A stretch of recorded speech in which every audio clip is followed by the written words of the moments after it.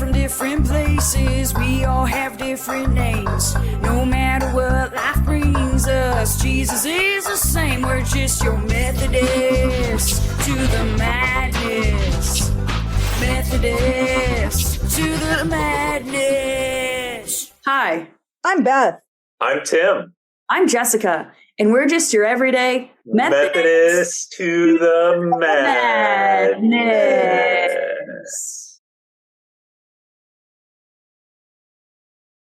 And we are podcasting. Hello. Podcast liftoff. 3, 2, 1. Welcome to Methodist to the Madness, everyone. And it's Happy Easter. That's what it is for today, this episode. I almost said filming, but I guess we're kind of doing that too. That part just doesn't see the light of day. If it's just audio, would you call it filming? Well, I can see you. I mean, right now, technically we could put it up online later. We're not going to, but we're audioing, Tim. We are audioing. Oh, that's neat. Audioing. Yes. Not filming, audioing. When this hits the air, I'm just kidding. And Conan O'Brien Needs a Friend, that's his podcast. He has this whole bit where I don't really think it's a bit, but he pretends that he forgets like how podcasts work, and you got to tune in on the radio and yeah. Oh, I love it. That's funny. Awesome. How have you guys been? Tim, how's this past week been for you? So let's see.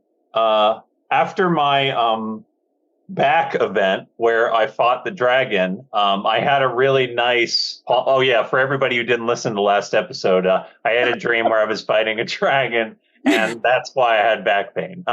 So, anyways, Goliath. Ooh, I could have been fighting Goliath. Yeah.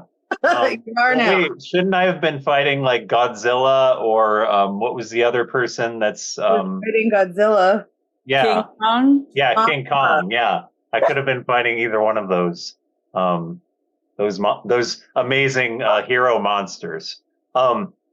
So let's see. So Palm Sunday, Holy Week was so impactful for me. So like therapeutic and helpful and just everything. And like the key takeaway for me with Holy Week and even up to Easter is it really helped me cultivate a deeper love for God. And just like all of the events leading up to Easter, it just was like so like helpful for me, and like just making it so that I could kind of look at Scripture and look at my relationship with God in a whole new like stronger light. And so yeah, it's just been like really incredible. And the most important commandments from Jesus were love God with all your heart, all your mind, and all your soul and all your strength, and then love your neighbor as yourself.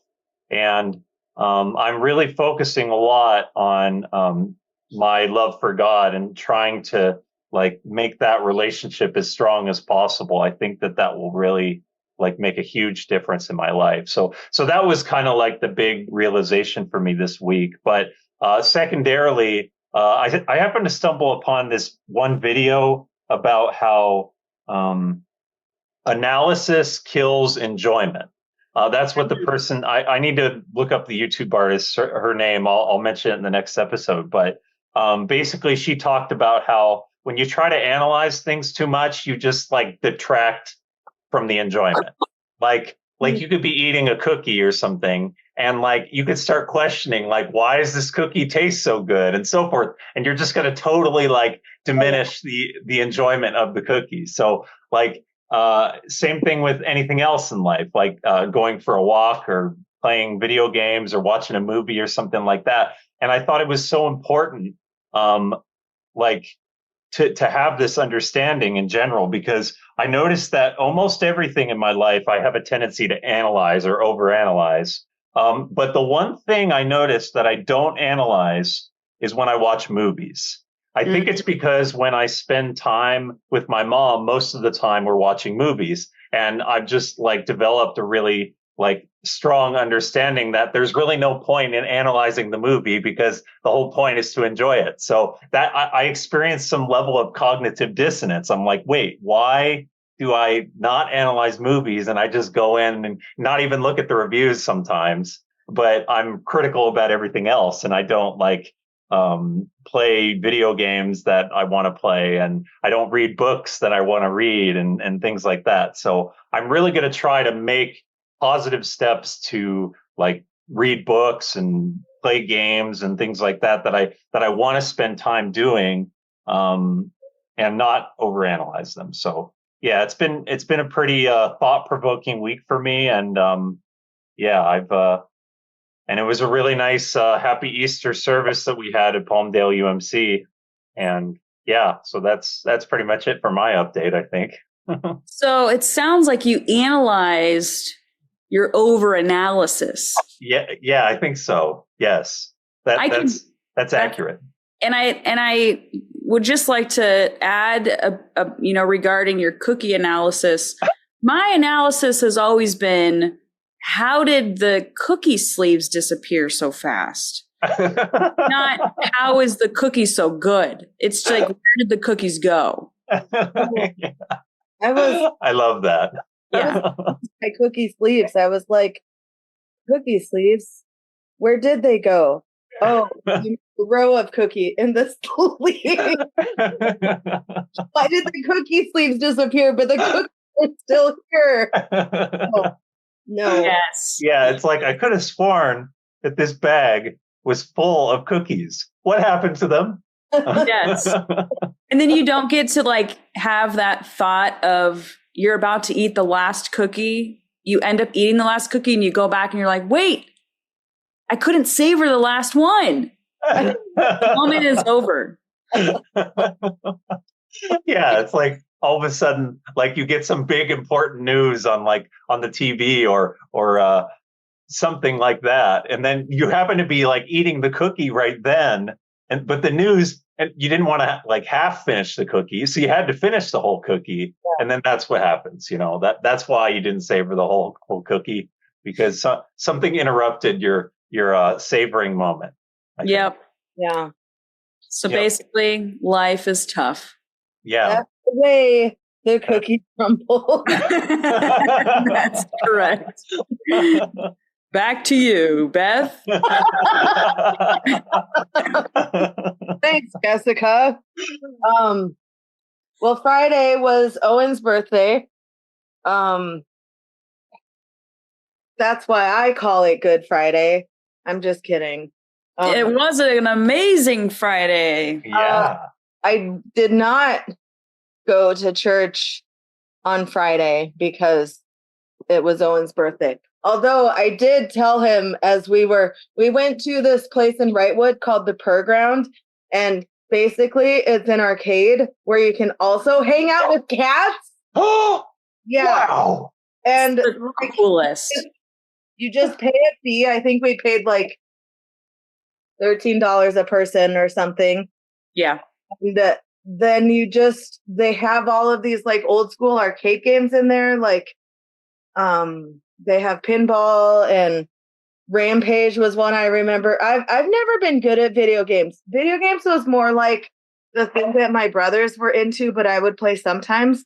And Craig, Craig and my boys are also into video games, but I didn't get into the video games the way Craig and my brothers did. So like I've played them, but I was never really good at them. So Rampage is one that I do remember playing as a kid. And they had Pong. I was trying to play Pong, and Ooh. the one I remembered being good at, because I had a game on my computer, was Asteroid, but I'm not good at that one anymore. That one's fun. Yeah, Asteroids is cool. We had air hockey, so we played air hockey and I'm terrible at that game. Yeah, I'm not so good at it either, but it was fun. And so that was my idea of a Good Friday. But as we were going to dinner, I was like, oh, Owen, I forgot. Sorry, I'm talking to my podcast people. I was like, oh, he's up in our bonus room laying down, I guess, because the cat vomited on his bed. This is No, that's terrible. Again, this is reporting live from Beth. Indeed. So I was like, oh no, oh, and I forgot we need to go to Good Friday church service. And no one was like, what? Just kidding. We went to the Grizzly Cafe in Wrightwood, which was really good. I had a black and blue burger. And their onion rings are so good. I wish that every place had onion rings like that. The restaurant I used to work at in Rapid City, South Dakota, called the Colonial House Restaurant, Bar and Grill. They had onion rings that tasted like that, and they're good. Go get the onion rings at the Green. How is an onion ring upon your satisfaction? Like, what is it got? Is it like a thick piece of onion in it, or is it about the outer crispiness? It's both. It's both of those things, actually. In fact, if you go to like your Tom's and your Primo Burger, probably, I don't really care for their breading because it doesn't taste like anything to me. Oh, Okay. right. Okay. Breading at this place and the place I used to work at has a really good flavor and it tastes delicious, dipped in, their homemade ranch dressing and everything. Nice. So, yeah. So Wow. that's Owen's birthday. And then I probably had I tried to go shopping yesterday to get my last minute Easter shopping done, but apparently it did rain yesterday. But apparently that had nothing to do with all the power outages. Oh, yeah. I forgot to mention that. Apparently somebody drove through one of the generators on like M4 and 20th Street West, and that knocked the power out in like Palmdale, West Palmdale, and certain areas of West Lancaster. I live off of I and 20th West. I feel comfortable telling the people this. We're going to find you, Beth. Okay. So Jonah wanted to go to the store with me. I took him to Costco. Costco was closed because of the power outages. I was like, Oh my gosh. Wow. my Beth's going back for those live chickens, Tim. going to the chicken. So I went to Sam's Club. I even renewed my membership in the parking lot because I let my membership go. And with Jonah, they're like, we're closed because the power's out. Okay, cool. And then Oh my God. decided that I was going to go to the Smartin Final on J and 20th Street West, a mile from my house, which is the very place I was trying not to go in the first place because I go there all the time and I wanted some variety. Also closed because the power was out. Oh, my gosh. Yeah. And Yeah. I'm not even joking. I came home and I just cried. I was like, Yeah. Oh my gosh. I didn't My even know there God. was a power outage because we're over in Leona Valley. And I mean, I hate to say it, I probably could have had all the lights on. There was nothing happening over here. my house was on. Just kidding. That's okay. Oh my gosh. Yeah, I had no power from noon until I don't know, because my mom and I went to a restaurant and a movie, and the movie was not that eventful, so I won't talk about it really. I saw the land of Saints and Sinners. Was a good action movie though, if anybody wants to see an action thriller, but it did not make Tim's list of reporting. Yeah. So obviously it's we're not going to see that one, Tim. yeah, not highly recommended. Not even was recommended. Or,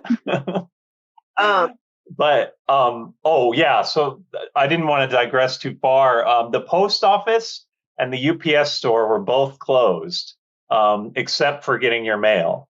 It was crazy, and the people had this big smile on their face when I needed to get a box. They're like, "Oh, we can help you with that. We can give you your box, but we can't do anything else." Anyway, Beth, please continue. Yeah. okay. I ended up just like ordering from Walmart.com or whatever, and they brought me all of my stuff. But when I got home, I did make a pot of I Give Up homemade hot chocolate paired with, it's probably not going to get any better, homemade buttered popcorn. So, Wow. Wow. and then I changed it today because I was telling my family, I'm like, I've made I Give Up hot chocolate and it's not going to get any better buttered popcorn. That needs to change to, it's not going to get any butter popcorn. Yes. Hey, Beth, that sounds like merchandise ideas to me. Yeah. Quotes from Methodist to the Madness added to your tote bag upon request. I'll bring it's not going to get any better hot chocolate, and we might as well give up buttered popcorn or whatever. Oh my gosh, so funny. Yeah, popcorn actually tastes really amazing. So, like, if you are going to give up, then that's really the way to give up, like to eat popcorn, because it tastes really incredible. Especially at the movie theater, they do something to make the popcorn taste really good. A couple weeks ago, I had popcorn at the movie theater. I don't remember if I mentioned this, but I was watching Kung Fu Panda 4, and I was just like eating popcorn. I'm like, oh my gosh, this popcorn is so good. And this movie is great. This is awesome. Yeah, I wasn't overanalyzing anything at that moment, No. apparently. Everything you needed. And then Wow. Easter, we had the Easter egg hunt and lots of kids for Sunday school. Oh, yay. I came home and made dinner/lunch because I knew if I sat down, I wouldn't get up to do anything ever again. You mean I finally made it to Sunday lunch? Yeah. TGI Sunday. Oh, cool. TGI Sunday. Taking a nap, you guys, because if I took a nap, I'd be in too deep. I'd be really cranky right now. So I'm just barely hanging on by a thread. Jessica, how are you doing? Yes, please, Jessica. What do you have for us? I thought you'd never ask. This past week has been so eventful. Lots to report back. So last Tuesday, we had a game night over at Pastor Jim's house. It was awesome. Pastor John joined in. And wow. And I'm just going to be honest, Pastor Jim made us a salmon that we cannot stop thinking about. It was the seasoning. And so Amber was like talking to Jody today, like, what is this seasoning? Like, what did you guys do to this? Like, and so we're going to try to recreate the salmon because it was so good. Oh my gosh. Yeah. And then, let's see, for work, we treated our faculty to a family meal on Wednesday. And so it was really nice to sit with our faculty, it was just our campus faculty, because we have online faculty that's based over in Florida, like Winter Park, Florida. So obviously we're not going to fly them in for a dinner. And so it's really I love our faculty. They're so talented and incredible. They're really good with our students. And so it was nice to sit around a big round table with them. And then on Friday, someday after Wednesday, we went to go look at, it was on Saturday. It was after I don't remember actually. So I don't remember what day it was. I'll go with it after Wednesday, but we went to go talk to somebody about my dream of getting a Tough Shed. I don't know if anybody has heard me talk about getting my own space. in our backyard, like a big Tough Shed, which is like Tough Shed is a company, and they make these like prefab style sheds, and you can have different sizes. You can customize it with paint colors, all this kind of stuff.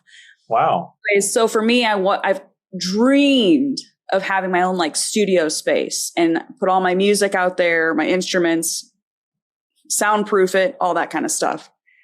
And we would also have like our crafting stuff in there too. So it's really like an art studio where there's tons of mediums to create art. And I have the best wife in the world, and she got me my shed. And it is going to be built this coming Wednesday.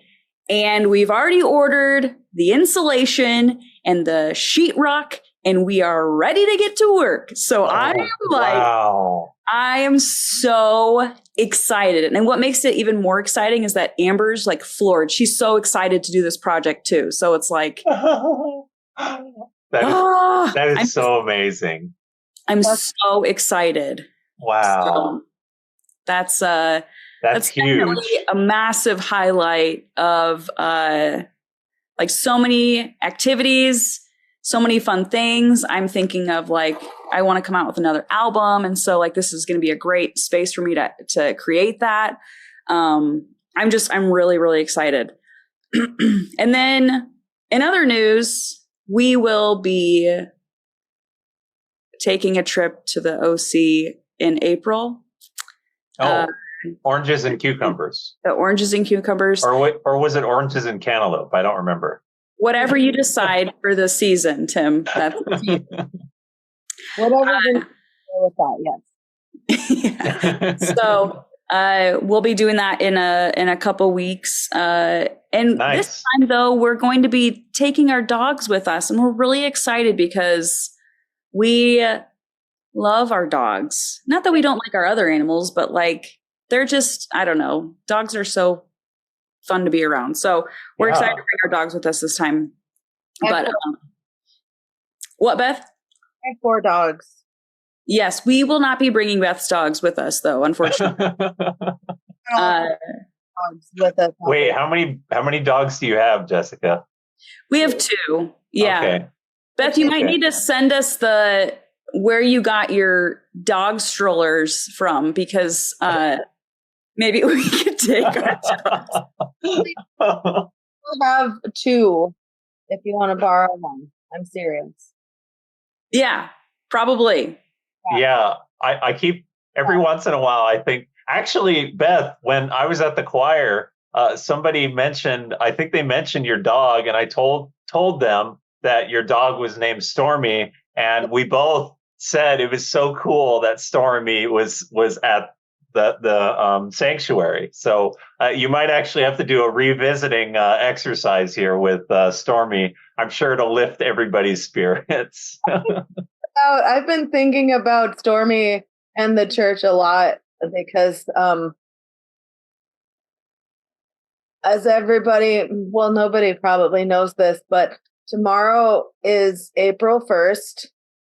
In the timeline that we're recording this podcast, which is Jonah's birthday and also Jonah's grandpa's birthday, which is Craig's dad's birthday. Wow. The 1-year anniversary of us getting our cats stuck in the walls because we were having a lot of work done on our house because the boys' bathroom was their toilet was leaking water that was going into our living room ceiling. No. Yeah. So this time last year, we were getting a lot of work done, some that needed to be done, and then later extra work that we just thought since people were in here, we might as well get some more work done.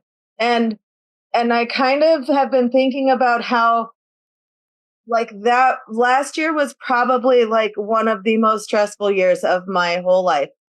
Yeah. Yeah, I think for me too, honestly.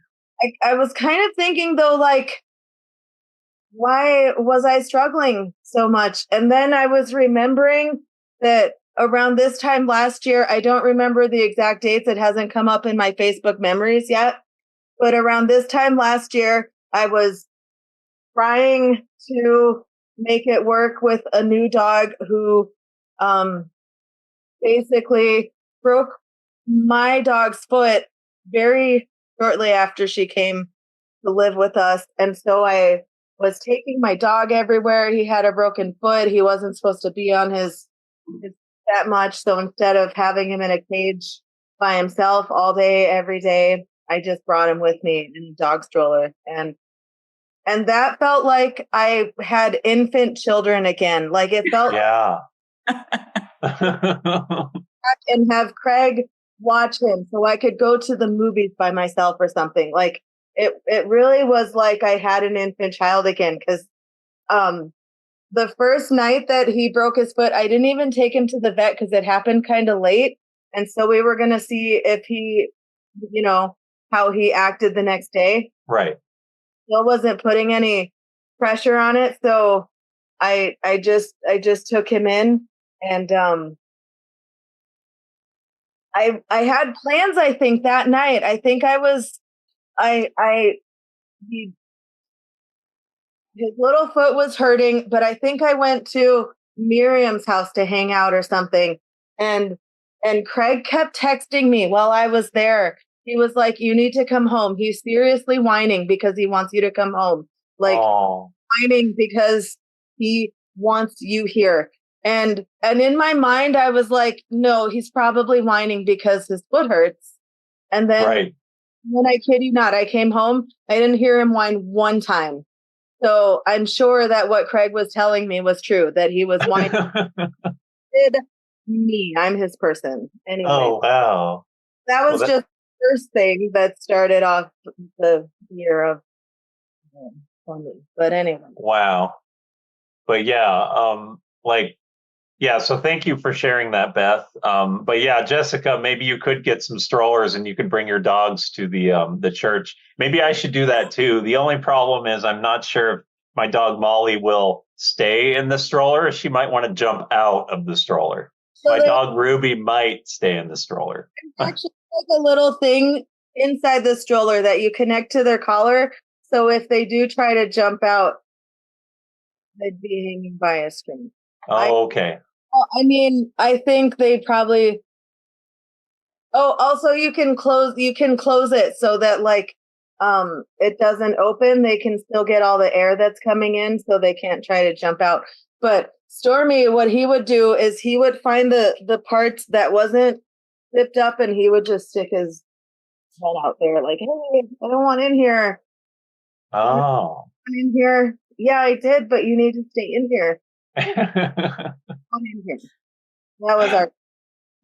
Yeah, so what? I'm sorry, that was a tangent. Whatever you need to borrow, just let me know, and I'll bring it next Sunday. Sounds good, Beth. Well, speaking of next Sunday, we will also have church next Sunday, and because we normally have church on Sundays at the 9:00 and 11:00 service. Right. Yes. With that, there are a few additional dates to keep in mind. One specifically is April 13th. And I just want to say in the newsletter, it says, I know what the the letters stand for, but on April 13th, it is, men's group, 9 a.m. in the Fireside Room. And if you're wondering what, is, it is the United Methodist Men. Oh, and excellent. I don't know why, but I love that so much. I think they should make shirts that say, so cool. Something like that, because it's United Methodist Men, so cool. Yeah, that's great. Yeah. So men get to work. And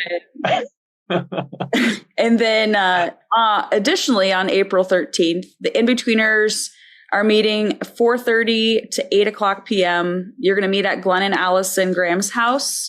The location of their house is provided in the newsletter, but you can also call the church office if you have any questions. In addition, on April 13th, all of this is happening on April 13th. So I don't know, but April 13th is a really big day. The Quilters are meeting 9 a.m. to 12 in the social hall. So if you haven't met with the Quilters, Tim has. Good. I raised my hand. Wait, nobody can see my hand, but it was raised. Yeah. Also, it's not too late to register for the women's retreat, April 26th through the 28th at Camp Wrightwood. The registration forms are in the lobby, and the deadline for that is April 12th. And you can contact Jeannie at the office for more information. So lastly, there's no food for thought on Wednesday, April 3rd, and there is also likely no kids club because there's no food for thought. Is that correct, Beth? Please confirm. And I forgot to send out a remind message saying that there was no kids club last week, but they probably figured it out. The Yeah. next club will be April 10th. no, whatever the fourth Wednesday of the month is. Oh, the fourth Wednesday. And Okay. Which one is that? 21. How about 21. 21? a good day. Yeah. Because we're doing Wednesdays and not Saturdays. Yeah. You don't want to have kids club on a Saturday and then they stay there until Wednesday's food for thought. Hey, it's pretty comfortable in the sanctuary and in various other parts of the church. So I could see people doing that. Yeah. Not a problem. So on the 24th is when Kids Club is going to take place. All right. Well, that is the updates for the church. So Thank you, Jessica. yeah, absolutely. Beth, is there anything that you wanted to share for your ministry momenta? I don't have an official ministry momenta, but But you have information that you do want to share with us. Oh, yes. I would like to hear this information. so while we were recording our podcast last week, we got an email from our super fan, Kathy Ankeny. Oh, I just yay. now, and there's another email from the Palm Sunday Readers Theater. So I'm going to read those real quick. Yes. All right. So this is from Kathy Ankeny, and the email subject is Playing Catch Up with MTTM Podcasts. Okay. Hello to my favorite Methodist Church podcasters, Jessica, Bethist, and Tim. I've recently Jessica Awesome, Bethist, and Timazing. Yes. Yay. I recently discovered my next favorite churchy podcaster is Father Mike Schmidt, The Bible in a Year. Nope, not interested. I'm just kidding, Kathy. Well, I've actually heard good things about that too. Oh, cool. Just kidding. He's a close runner-up in enthusiasm and giggles, but he'll never take over your first place in my heart. I should try it. I'll check this guy out too. Oh, that is so nice. Thanks, Kathy. I recently took a little trip to Arizona to watch my grandnephew play in a college baseball tournament. He plays for McAllister College in Minnesota, and this trip was a good chance to be with family. Isn't it funny that when siblings get together, we all fall back into the original pecking order? I don't know if every family does that, but mine sure does.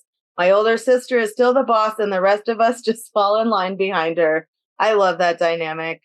I love that too. I also had a rather informative encounter twice at the Tucson airport. I noticed an unusual number of moms with younger children with very little or no luggage, but all of them were carrying similar clear plastic bags enclosing documentation. I had a lot of time on my hands and was taking care of my travel stuff with an American Airlines gate agent when I mustered the courage to ask what the circumstances were with the young families. They were indeed recent immigrants and were traveling to locations that family or friends had paid for their airfare.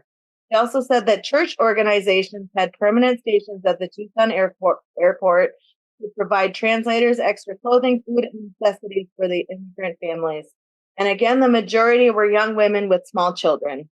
The agent then shared with me that the church organizations who serve at the airport told her that of all the women and young girls who passed through this airport, 95% had been sexually assaulted on their journey from their countries of origin to the Tucson airport. Oh my gosh. Yeah. Learning that awful statistic left me speechless and heartbroken.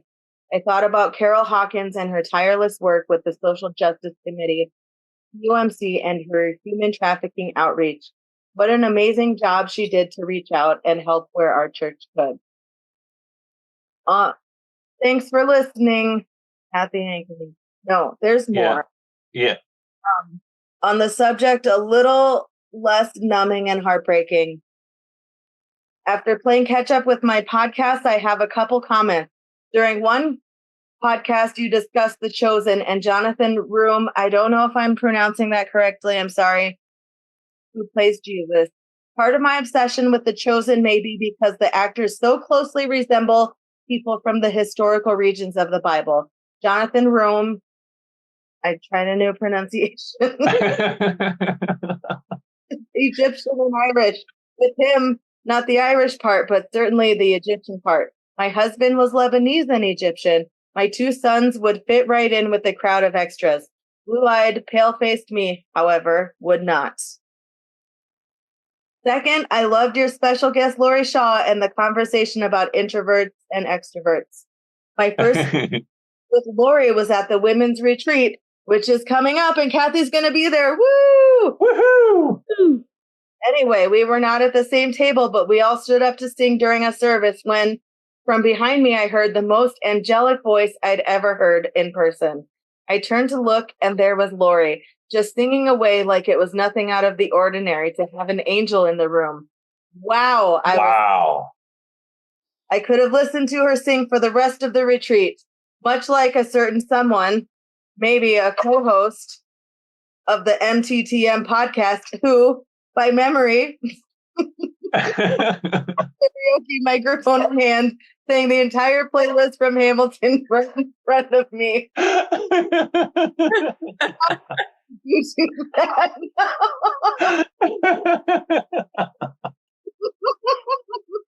Wow. What amazing talent, all in the ranks of PUMC. I've taken up too much of your time rambling on. Keep up the great work podcasting to the world, or to all our 7 listeners. That was awesome, Kathy. Thank you. Oh my gosh. Well, that was the first email. That was the first one. The second email is a little bit shorter, so just bear with me. Kathy, I love it when you email us, and especially when you email us after us telling you, Kathy, email us. Yeah. You did email us. That's so nice. Not only are we so excited to get your emails, Kathy, in general, but you emailed us after we asked you. Also sent a text message too. Okay. Palm Sunday Readers Theater Edition. Hi, Methodists. Jessica. Oh, no. Beth and Tim, I just got a text message, but I'll process that later. Oh, okay. About emailing when I listened to your Monday podcast on Thursday morning here in South Lake, Texas. Thank you all for taking on the task of performing Jesus' betrayal and crucifixion. I enjoyed hearing it on Palm Sunday during the 9 o'clock live service online, and it was nice to hear it again with you 3 performing all the roles. Kudos to my favorite podcasters. Beth, I hope you enjoyed your time up to Wrightwood. I hope the Huddle Hut looks like a perfect spot for our retreat. It will be different from the cabins of Mount Care, but I think it is a nice spot for our gatherings. Love to you all, and keep up the good work in the madness department of madness. Thank you, Kathy. Well, that is wonderful. Thank you, Kathy. Love it. That was a great ministry moment. Thank you for that, Beth. Beth, did you have one more? I think we got some feedback from someone you know regarding that. Oh, yeah. Theater. You have more in your ministry moment. One more thing, Dad, just so you know, I ran it by Jessica and Tim first to see if they thought this was something that we could share on the podcast. They decided that it was. So, Dad, sorry if this embarrasses you again. I guess that's my job as your daughter. So, what my dad wrote, FYI, I don't know if this critique should be shared on the podcast. It's being shared on the podcast. But all the voice work on the Palm Sunday Readers Theater podcast sounded like a Monty Python sketch. Oh, I love it. So next week we will be doing a Monty Python sketch. We will. No. I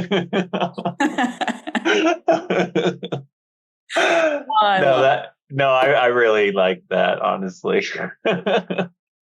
That's awesome. I love when people write into us and people give us feedback. It helps us to better this world-renowned podcast that's been reaching millions of people for just a short amount of time. So it's pretty incredible. But yeah. I'd like to go ahead and jump into some sermon feedback. This past Sunday, and by this past Sunday, I mean approximately 7 hours ago, maybe 8 hours ago, was the last service of Easter Sunday. And Pastor Jim shared the final sermons of the sermon series, Eating with Jesus. And this last one was an unexpected meal, where we went through John chapter 21. And so there was a lot of conversation, a lot of mentioning of A River Runs Through It, which is a movie that was from, I think, the late 80s, early 90s. Mm-hmm. I want to say early 90s, but it's maybe late. Wait, Jessica, we don't need to get the year right, not the ear right, the year right, because those game shows where they're like, guess the year of the movie. That's not this. That's for sure. It's been confirmed that it was actually 1992 that A River Runs Through It came out. Oh, very nice. Which is, I was old enough to remember that year. Tim, not so much. Is that what's happening? What? Born, Tim. What? Were you born then? Oh, yeah, I was born then, actually. 93? What? 94? What year were you born? No, 1992. 92 you were born? Yeah. The same year as the movie, yeah. Okay, great. Wait, what day did it come out, though? There's no way to know, Beth. Okay. Fine, let's continue. So there were a few quotes that really stood out to me during the sermon. And one, I didn't realize fishing was it takes place at Vallarta. That was news to me. Yeah, really. But there was a quote, he referenced a gentleman with the last name Johnson. And it said, "What do you do when your future is suddenly up for grabs? At times like this, most people feel decentered, adrift, at sea. Those who mourn the loss of a loved one experience the pain of a failed marriage, work hard but have no financial security, or whose emotional or physical health is declining. They know this feeling well. What did the 7 do?" And he's referencing the disciples. "They took comfort in familiar routines. They went back to what they knew, fishing." And right. It's like, and it goes to what Pastor Jim talked about in terms of the story. It's like he comes back, Jesus, and he doesn't do anything that's, turning water into wine. Like, there's none of that kind of stuff that's happening when he comes back. It's just a simple thing that he does. And when this, when in the quote, when it's referenced taking to familiar routines, going back to what they knew, it also goes back to the simplicity of things. Life is so, much more appreciated when we can simplify everything around us and really look at what's important. Yeah, absolutely. And so I think that it's, for me, that's kind of my takeaway of what I took, that what I was thinking is just to continue simplifying things in my life. And, even last week when I was mentioning, I think in prayer requests, to just being still and being at peace with it, like that kind of stuff. So that was my first takeaway from certain things. And then, yeah, I really like that. Yeah. He also mentioned, there was no major teaching, miracles, or lessons, just an unexpected breakfast with friends. And those times can, be, Erickson, a quote that was shared, for many of us, this is the way God shows up, not in the lightning-filled explosions of clarity and wonder, but in awkward moments of inexplicable holiness. Wrote that down. Yeah. That particular quote really resonated with me. And then Pastor Jim discussing it. And kind of leading from where you were at, Jessica, I noticed that when I spend time with like my friends or family, like those tend to be the most life-changing moments. Just those real simple moments, and then spending time with God, like in scripture, and then in prayer and so forth. It's like that, like all real, like simple kind of things. But they're all like super powerful in the way that God kind of presents himself in the entire Bible, from what I understand. Mm-hmm. Yeah. Yeah. I mean, I think that it's easy for us to spend time with God one-on-one in our own spiritual moments. But I think if we're able to put to practice maybe the things that he teaches us just in kindness and listening ear, all that kind of stuff, it's like we can share those moments with our friends. Yeah. And really, become disciples for them. And it was mentioned discipleship starts with love for Jesus, which is our time with God. We're spending our time with Jesus, devotions, all that kind of stuff. And then it extends through how we love others. That was how it was. And I like that because it's absolutely true. I feel like I have a deeper love for people and appreciation for other people, more patience for people, when my relationship with God is, really solid. Wow. Like I'm doing my devotions more regular, that kind of stuff. I feel closer with him. And so it's true. It's definitely true. And that's why keeping a simple life is good.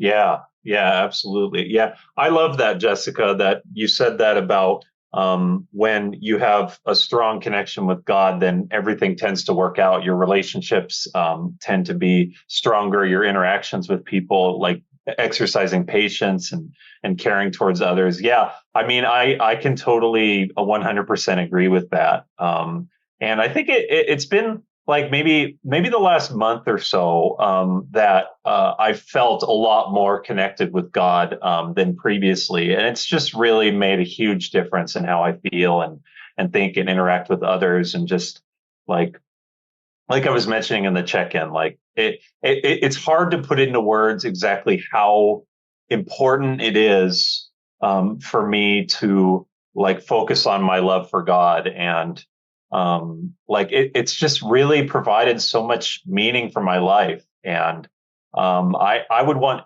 everyone to experience this kind of love for God. So I guess I could lead into my my takeaway real quick, unless you wanted to share something else, Jessica. No, I've shared everything, and I'll be no longer speaking for the remainder of the podcast. Okay, good to know. The other thing that well, we kind of touched on the like how God sort of presents ourselves in our lives in more like simple ways, or more like not to the point that they're imperceptible, but like we have to be looking and listening for God. And I've definitely like noticed that in my life as my faith has grown. Like I've just been able to pinpoint like God sort of presenting himself in my life, like through different experiences that I've had, and like different thoughts that I've had about like things, like suddenly I have new insights about things that I didn't have before. And it seems like all of those types of things are kind of based on my love for God and God communicating with me. So, but it's not like this big, like booming voice, like in my ear or something like that, like indicating that God is telling me something.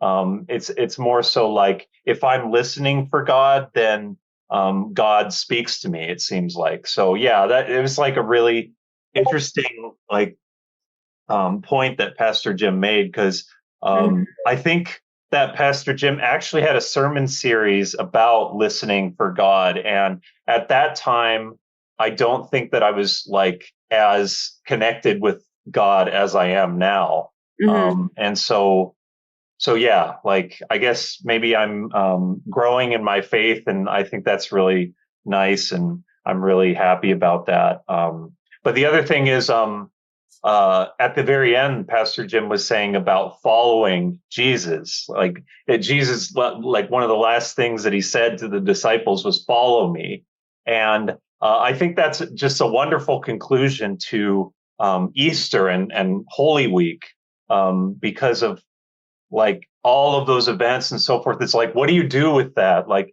now that Jesus has been resurrected, like what are we supposed to do? What is it that is going to make things better? And we just do what we were doing before, what the disciples were doing before, and everybody that was like communicating with Jesus and being uplifted by Jesus, we're doing.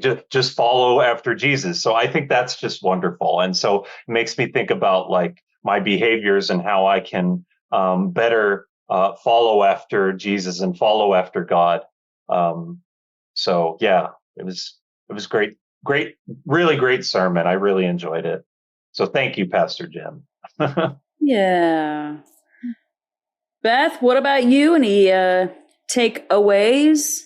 So this sermon was rare for me because not only did I watch it live, I also watched it with my family live. Ooh, nice. One of them was asleep, but I won't tell you which one. It doesn't matter.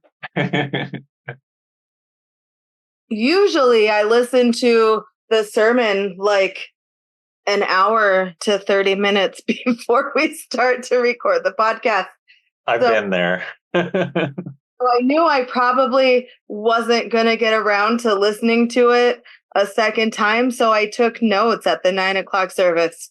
And I actually was kind of looking forward to going back and looking at my notes, because usually it's fresh in my memory. So this was like at 9:00 in the morning, and it's like practically a whole other day now. It's not really like it. Anyway, so here's what I have.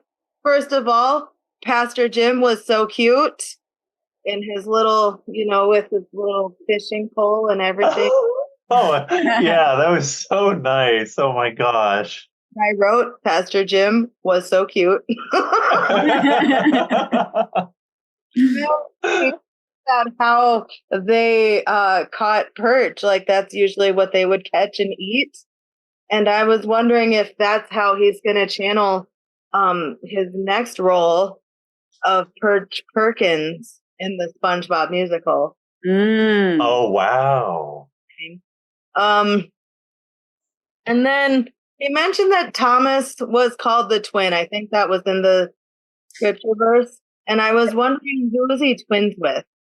Pastor Jim?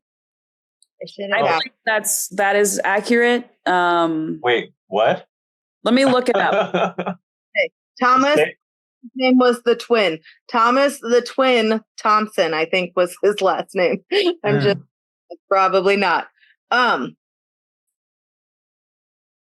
She's looking it up right now. And the twin brother of Jesus. Oh, wow. So there's what? Wait, the twin brother. Pastor Jim, you will need to provide clarification. Wait a minute. The For twin this. brother of Jesus. What does that actually mean in practice? Like, could I?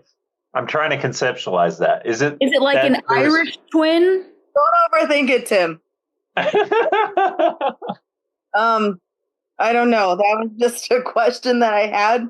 And then there was also a part in the scripture which I mentioned in our staff meeting about how Peter was naked and then he put on clothes to go out into the water to go meet Jesus.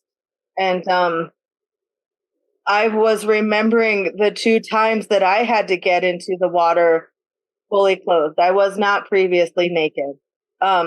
To rescue something or someone I loved. The first time, we were in Yosemite and the boys, we found like a river and the boys wanted to go swimming in the river. So I let them, but I told them not to go to the other side of the river because that's where the current was and it was happening pretty fast. But they went to the other side and they were like, we don't know how to get back. And this was, they were probably 10 and 12.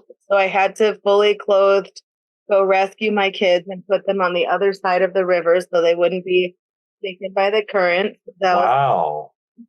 And then the second time I was at my mom's house and we only had 2 dogs at the time. So I brought Stormy and Jovi were the dogs that we had. And my mom has anywhere from like 4 to 6 dogs at one time. I think she only has 4 now, but at one point she had 6 dogs. So they just all live, they don't, when they're at my mom's house, they're free to roam without their leashes and everything because they know where to stay. And my dogs could have that same privilege. It turns out they cannot. They have a pond right in front of their house. They live in a postcard. They live in the Black Hills forest and it's beautiful. And like they have a pond in front of their house and, ducks and geese come and have their ducks and geese and it's amazing. And so I had the dogs off leash and then Jovi saw some geese in the pond or something. So she just jumped in the pond and just started swimming and swimming and swimming and trying to catch the. Whoa. And she was probably in there for 10 or 15 minutes. And my mom was like, someone's going to need to go get her because she's going to tire herself out and drown. Right. And apparently that someone was me. Wow. All my clothes on to go get my dog. And poor Stormy. Stormy is the one we talked about earlier who broke his foot last year. I am his person like so much that it's ridiculous.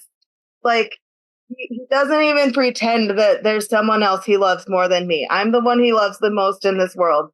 And so I went to go rescue Jovi and like he so wanted to help me. Like he just was like running on either end of the pond and he wanted to come in to rescue me, but he was too scared. So he just like stayed on the edge and whined at me the whole time because he was afraid for my life. But wow. both, Wow. Yeah. Hey Beth, you're a hero for doing that for your lovely pets. Oh my gosh. and You my definitely need a key to the city, Beth. I made those for the musical last year. Mm. So I should see if we still have those. I deemed those the keys to the city. Yeah. Anyway, I'm almost done. Peter denies Jesus 3 times, and swears up and down that he won't. And that just made me think about all of us as humans. We can say all that we want, that, oh, well, I would never do that in that situation. But the truth is, we don't actually know how we're going to react until we're in that situation. Right. Definitely. And I just feel like that's such a human thing that Wow. did. And like sometimes and it made me think about how sometimes our cowardly reactions surprise us. But really, after I wrote that down, it was me thinking that and I'm not saying that I'm a hero, but like when I had to rescue my kids and when I had to rescue my dogs, or my dog, like that surprised me that I don't know why, but I was like, oh, good. I am willing to like face danger to rescue the people that I love. So Yeah. That's so nice that you would actually do that, Beth. That's amazing. I'm an amazing human. Again, you'll be receiving a key to the city shortly. Hey, Jessica said it twice. It could so happen that you say it a third time, and then Third time's a charm. Something important might happen. I loved the story that Pastor Jim told about his friend, who I think was a psychologist of some sort. Yeah. And every meeting was 55 minutes, and he would end every meeting with a joke. And that is, I want to start, Jessica. Well, that's all the time we've got today, Beth. Thanks so much for sharing. Wait, Beth, could you explain why you interrupted yourself, if you would like? Actually, I'm not even reading all the notes that I took, but I just think that the joke before you leave is genius. Yes. You're giving the people something to look forward to, but also that comes with like, oh, it's the joke, they're leaving. So it's like up before they leave, but you leave them on a high. It's like I tell the joke, and it reminds me of Seinfeld. I think George said something like that, where he would tell a few good jokes and then he would leave before people got tired. I think it's a genius idea. I was thinking about that, and I think I don't do that on purpose, nor am I trying to be funny at all. But I think sometimes that happens. Yeah, I think it happens with me too. Sometimes, like particularly at work, I have some like coworker friend that I'm talking to, and like, I don't know, somehow we're joking around, and then they leave, or I leave, or that was the whole point of the exchange, to just make a few jokes and then leave. It makes sense, yeah. Or is it that people just don't like our jokes and then they leave? Yeah,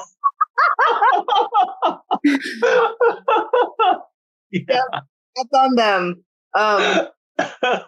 You're lost, Frank. I didn't think about it from that angle, Jessica. Telling me that when first started dating his girlfriend, who he currently lives with, and they bought a house together, I think last year or the year before. He told her, and this is how my entire family is, that he is an audience of one. All of his jokes are for him, and if people used by them, like that's just an added bonus. And that's how all of us are. I had Miriam helping with Sunday school last week because reasons, because I think we didn't have enough people. So Miriam, no, we did have enough people. It doesn't matter, but she just Sunday school. And one of the girls was wearing like the coolest shoes I have ever seen. And I said to her, I'm going to go all Depeche Mode on your shoes because I just can't get enough. 5-year-old girl was not going to get that joke, but did it make Miriam laugh a lot? It sure did. And Hey, I was laughing. do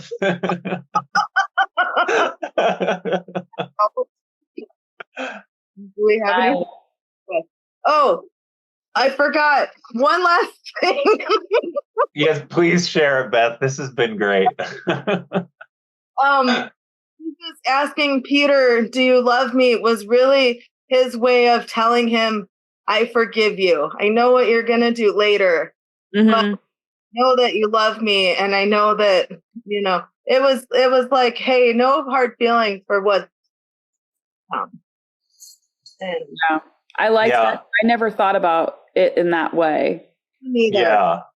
Yeah, and I think that's really special too, because of, I mean, the impact of love, asking Peter if he loves him, and then doing so 3 times. It shows how like important Jesus is to Peter. And so like not only was Peter like vehemently denying that he would deny Jesus, but he also confirmed with Jesus 3 times that he loved Jesus. So yeah, I think that's just wonderful. Yeah. Part of me, when I was listening to the scripture, it kind of made me think that Jesus is like that clingy, insecure girlfriend. He's like, Jesus, have the word. That no, Peter.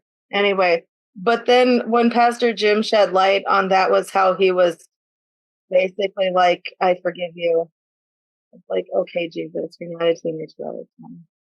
Yeah. Actually, that really provides a lot. Like if I was to read that, like just on a random day or something like that, I would also be a little bit. I would just be a little bit confused, like why he asked him 3 times. So yeah, that was really great that Pastor Jim clarified that. That's awesome. So all in all, good service. Easter Sunday. Just, do you have any prayer requests? Prayer requests are to have a good week. But this is very late to share, but I did want to mention we had a conversation about the Lorax and the universes that were involved. Wanted to mention that Pastor Jim responded and provided an update on this, and it was actually part of the Seussical in the song. But I know we all did not memorize that song. I did.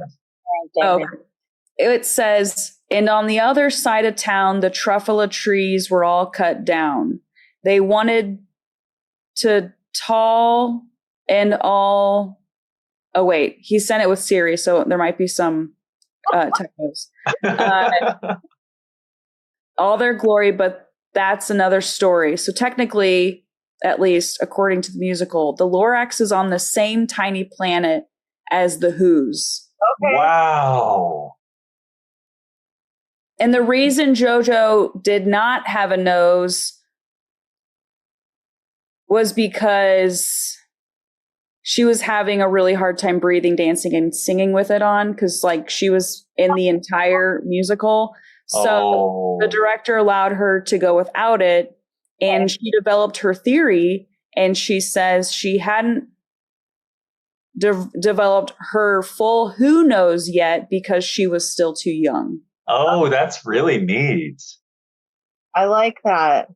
Yeah, that's. So, if you want to go watch Seussical, it was a while ago, and there are no longer. Right. I started watching Doctor Who with my mom, so I'm gonna try to get a TARDIS up and running. Yes, please keep us posted, Beth. Is that a prayer request? Yes. Wait, did you say time machine or TARDIS up and running? Yeah. Oh, okay, excellent. I haven't watched Doctor Who, so I needed to clarify what you said there. Any other prayer requests, though, Beth? Do you have a prayer request? Me? Yeah. What was your prayer request, Jessica? To have a good week. That's a good one. But did you have anything else? Honestly, I mean, our students have spring break for the college I go to. They have spring break this week, the 1st through the 7th. And so I'm just excited. I get sort of a break. I'll still be making sure everybody's okay this week, but it'll be a lighter load. So I just hope that I can use my time to the best of my ability. And part of that will be insulation and drywall installation. Yes. And I'm very excited. If anybody wants to come over and join because they feel like that's something they get excited about, I mean, I'm not gonna send you away. Wow. Yeah. But yeah. Well, that sounds like a really good prayer request to me, Jessica. Like that you have the best when it comes to setting up your shed. That I think is really wonderful. Better than all the rest. And all the rest. Better than all the rest. 981 something commercial that I don't know the song for. Yeah. Beth, any prayer requests? Let's see. What's today? That one. Just kidding. There's a kid. Is that Freddie? This is Marley. Jessica is showing her wonderful cat in her webcam for the audience to know that. Just imagine what Jessica's cat looks like. Well, I didn't get any of the cleaning done that I wanted to get done, and my house is going back to the state it was in before.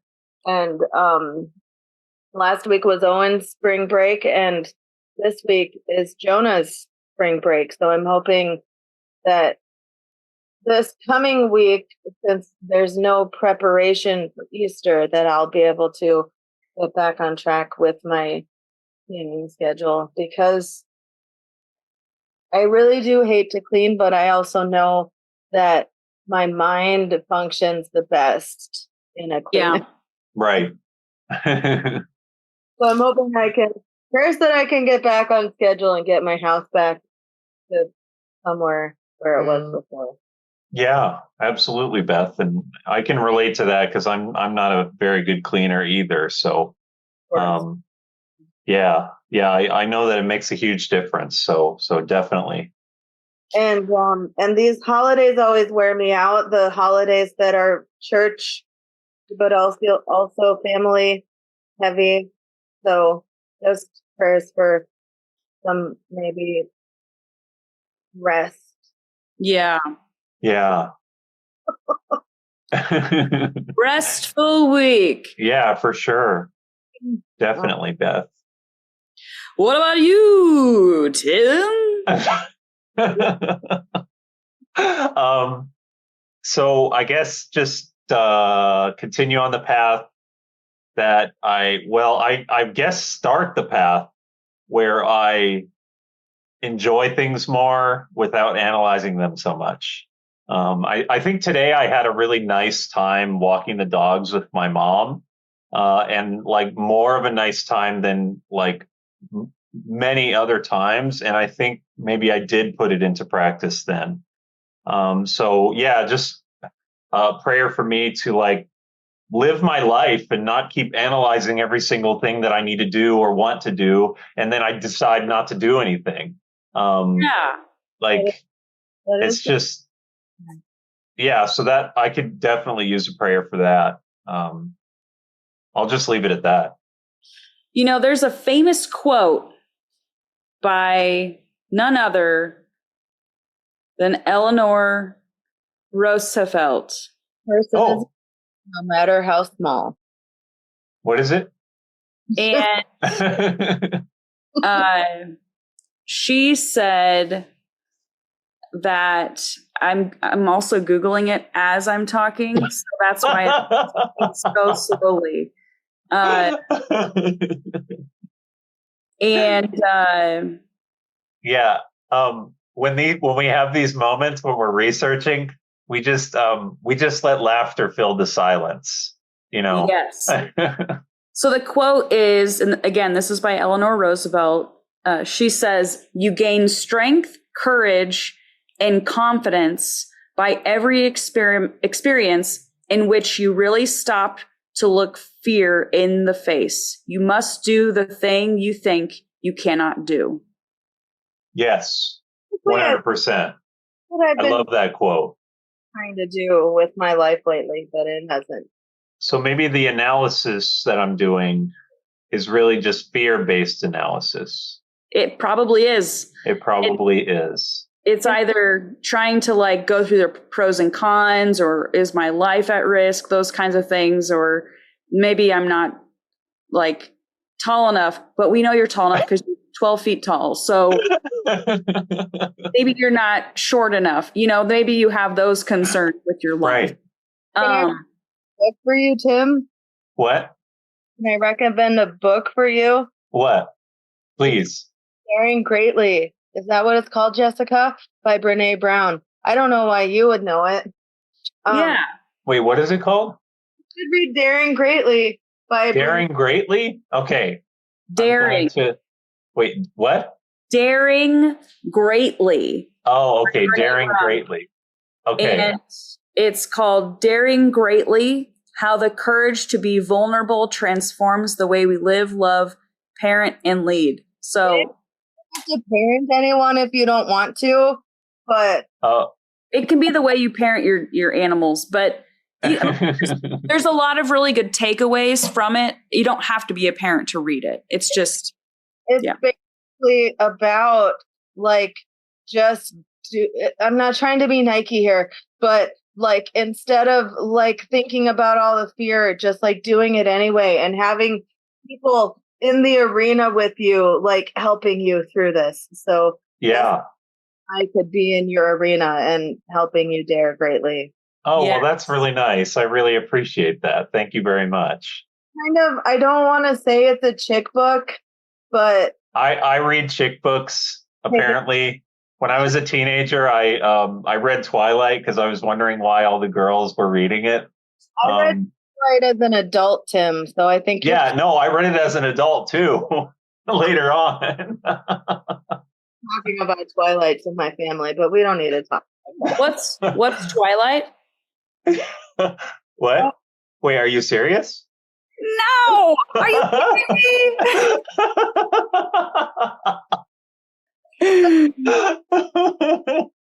But like, it's not light anymore. It's why? Do I have crystals on my skin? Can either of you see crystals on my skin? We have officially lost Yeah. our. Anyways, we're on a different. Oh, in a different wait, world now. this is this the end joke? Wait, no. Yeah, I have a joke. And that's the way the cookie crumbled. Well, thank you for listening, everybody. From different Happy Easter. places, we all have different names. No matter what life brings us, Jesus is the same. We're just your Methodist to the madness. Methodist to the madness.